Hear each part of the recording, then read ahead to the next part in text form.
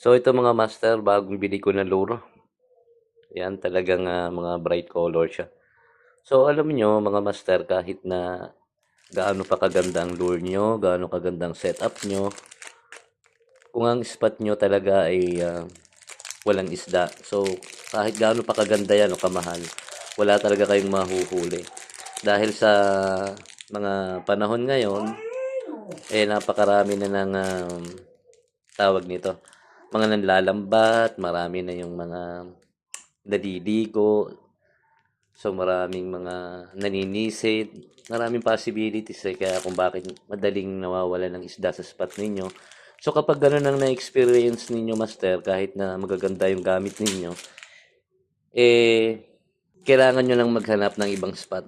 So yun lang yung masasuggest ko. Kasi na-experience na namin talaga yan ng napakamaraming beses na.